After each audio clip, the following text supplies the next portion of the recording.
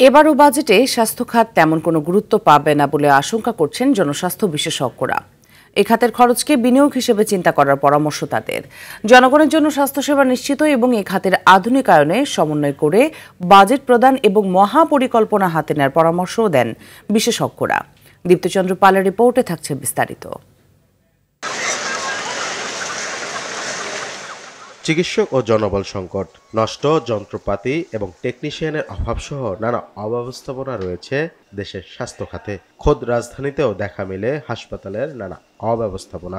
Seat না পেয়ে বহু রোগীর ঠাঁই হয় মেঝে কিংবা বারান্দায়। বাংলাদেশে পর্যাপ্ত মেডিকেল টেকনোলজিস্টদের অভাব রয়েছে।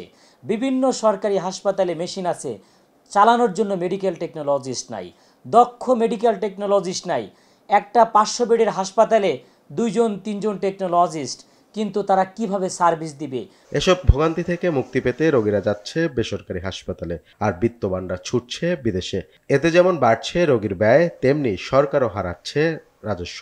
তারা বারবার চিকিৎসা নিতে যাওয়ার পর হয়রানির শিকার হচ্ছে, কারণ মেশিন ভালো না, একটা টেস্ট করার জন্য 3 দিন ওয়েট করা লাগতেছে। যারা উচ্চবিত্ত তারা বিদেশে যাচ্ছে, তাদের কাছে পর্যাপ্ত ফান্ড আছে, তারা বাংলাদেশের চিকিৎসাকে বিশ্বাসই করতেছে না, তাদের ভিতর ট্রাস্ট ইস্যু হয়ে গেছে। টাকা বেশি যায়, এরপর কষ্টটা তো হয়েছে সবচাইতে বড়। এসব রুগী নিয়ে টানা হেঁচড়া করা অনেক কষ্ট। ভাইয়া আমাদেরকে MRI যে পরীক্ষা দিয়েছি, আমি অনেকদিন যাবৎ ঘুরতেছি, আজকে প্রায় 2 দিন ধরে এখানে এই পরীক্ষাটা হচ্ছে না। এমন নাজেহাল অবস্থার মধ্যেও গত 2 দশকেরও বেশি সময় ধরে বাজেটে স্বাস্থ্য খাতের জন্য বরাদ্দ মোট জিডিপির 1%-এরও কম, যা দক্ষিণ এশিয়ার মধ্যে সর্বনিম্ন।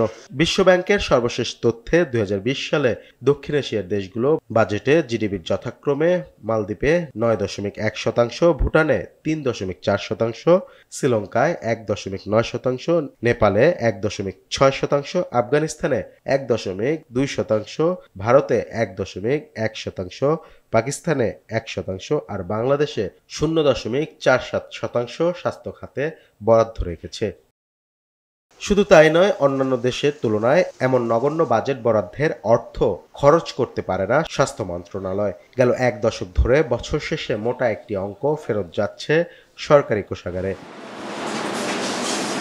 তাই জনবান্ধব ও উন্নত স্বাস্থ্য ব্যবস্থা গড়ে তোলার লক্ষ্যে এ খাতে বরাদ্দ বাড়ানোর পরামর্শ দেন বিশেষজ্ঞরা। আমরা উন্নত একটা দেশ হতে যাচ্ছি, সেই দেশের জনগণ যাতে স্বাস্থ্যবান থাকে, যারা অসুস্থ আছে তারা যেন কর্মক্ষম থাকে, তাদের জন্য জটিলতা না হয়, সেইটার জন্য প্রত্যেক বছর আমাদের বাজেট বাড়াতে হবে। অধিদপ্তর এটা নিয়ে অনেক প্রস্তুতি নিয়ে কাজ করা উচিত। আমরা যদি আগামী বছরের 9 মাস যথাযথ খরচ করতে পারি, আমাদের ইভেন 100% খরচ করতে পারি, তাহলে বাকি 3 মাসে যে রিভাইজড বাজেট হয় সেই সময় আমরা বেশি বরাদ্দ নিয়ে টোটাল বরাদ্দটা যেন বেশি করতে পারি। এটা একটা কৌশল হতে পারে।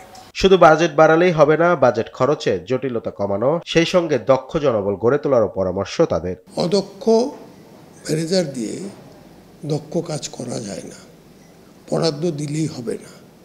কারণ স্বাস্থ্য খাতের যারা এই ম্যানেজার হয় তারা মূলত ডাক্তার সমাজের, কিন্তু এই ডাক্তারদের ম্যানেজারিয়াল যে এক্সপোজার সেটা কিন্তু নাই।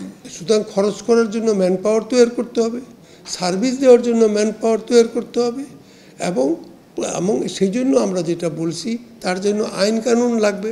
সুতরাং আমরা এই জায়গাটা একটা জায়গায় রিজিট থাকি, তোমরা একটা স্বাস্থ্য কমিশন করো। পাশাপাশি স্বাস্থ্য খাতে কেনাকাটায় দুর্নীতি রোধে সরকারের সংশ্লিষ্ট প্রতিষ্ঠানগুলোর নজরদারি বাড়ানো জরুরি বলেও মনে করেন বিশ্লেষকরা। দীপ্তচন্দ্র পাল, RTV, ঢাকা।